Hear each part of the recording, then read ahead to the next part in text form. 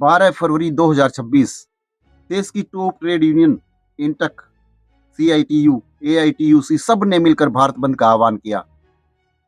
एक nation wide strike की call दी गई। कुछ फार्मर्स ऑर्गेनाइजेशन, संयुक्त किसान मोर्चा इनके साथ खड़े नजर आए, सड़कों पर उतरे, विरोध प्रदर्शन किया, अपनी नाराजगी जाहिर की। 4 नए लेबर कोड रिपील को लेकर, हायरिंग एंड फायरिंग की पॉलिसी का हवाला देकर, ट्रैप डील को लेकर सब ने अपनी अपनी नाराजगी जाहिर की, विरोध प्रदर्शन किया। अलग अलग स्टेट में अलग अलग इम्पैक्ट देखने को मिला। किसी स्टेट में ज्यादा असर दिखा तो किसी स्टेट में कम असर दिखा। लेकिन अगर बात करें हरियाणा की, तो हरियाणा में इस स्ट्राइक का इम्पैक्ट बहुत कम देखने को मिला। आखिर क्यों? हरियाणा में स्ट्राइक का सिंबल समझी जाने वाली हरियाणा रोडवेज इस स्ट्राइक से दूरी बनाती नजर आई। आखिर क्यों? क्यों हरियाणा का नीला जहाज हर रोज की तरह उस दिन भी सड़कों पर दौड़ता नजर आया? क्यों हरियाणा रोडवेज के चालक परिचालक 12 फरवरी की राष्ट्रव्यापी हड़ताल से किनारा करते नजर आए? क्या ये हरियाणा रोडवेज यूनियनों की कमजोरी साबित हुई या फिर आने वाले खतरे की कोई घंटी? चलिए कहानी को डिटेल में जानने की कोशिश करते हैं।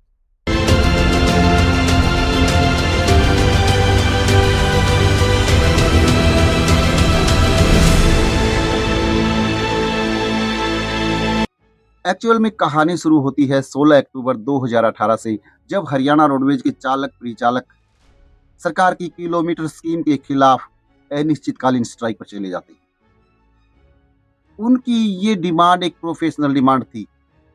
एक्चुअल में कर्मचारी की दो तरह की डिमांड होती है। पहली डिमांड पर्सनल डिमांड होती है, जिसमें कर्मचारी सैलरी हाइक को लेकर, प्रमोशन को लेकर, बोनस को लेकर स्ट्राइक करते हैं। दूसरी डिमांड उनकी प्रोफेशनल डिमांड होती है, जिसमें बसों की संख्या बढ़वाना, प्राइवेट परमिट को रोकना, ये प्रोफेशनल डिमांड के अंदर शामिल होती है।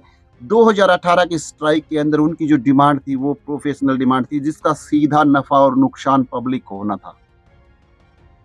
लेकिन इस स्ट्राइक के बाद हरियाणा रोडवेज के चालक परिचालक का जो नुकसान है वो बहुत ज्यादा हुआ। किसी के ऊपर एस्मा लगा दी गई, चार्जशीट किया गया, सस्पेंशन की गई, उनका ओवर टाइम शून्य कर दिया गया, उनकी छुट्टियां काट ली गई। ये बड़ी अच्छी बात कही आप। ठीक है।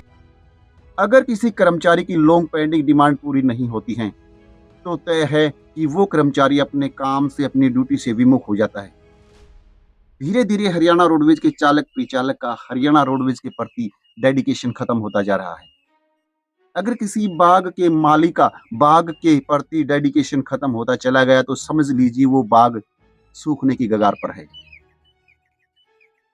हरियाणा रोडवेज के चालक परिचालक इस रोडवेज रूपी दिए की बाती की तरह हैं, और अगर बाती को तेल नहीं मिलता तो समझ लीजिए उस दीपक का बुझना मुनासिब है, निश्चित है।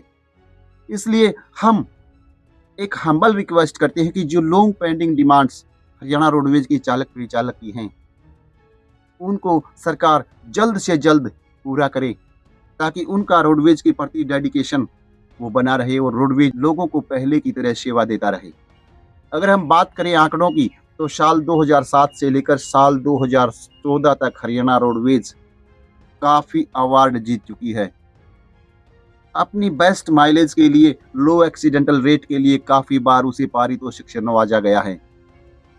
लेकिन अब नौबत यहां तक आ गई है कि हरियाणा सरकार को हरियाणा रोडवेज का एक्सीडेंटल रेट कम करने के लिए नई एसओपी अडॉप्ट करनी पड़ रही है। कहते हैं कि भूखे पेट बशर नहीं होता। अगर आप हरियाणा रोडवेज के चालक परिचालक की लॉन्ग पेंडिंग डिमांड पूरी करेंगे, उनकी सैलरी हाई को लेकर, उनकी छुट्टियों को लेकर, उनके बोनस को लेकर, उनके पे ग्रेड को लेकर जो डिमांड्स हैं, अगर वो फुलफिल होंगी तो निसंदेह इसमें कोई दो राय नहीं कि उनका डेडिकेशन रोडवेज के प्रति फिर बढ़ेगा और रोडवेज पहले की तरह सिरमौर रहेगी, लोगों की फर्स्ट चॉइस रहेगी। इसी के साथ हम फिर से सरकार के सामने री अपील करते हैं कि चालक परिचालक की लॉन्ग पेंडिंग डिमांड जल्द से जल्द पूरी हो, ताकि उनका डेडिकेशन बना रहे।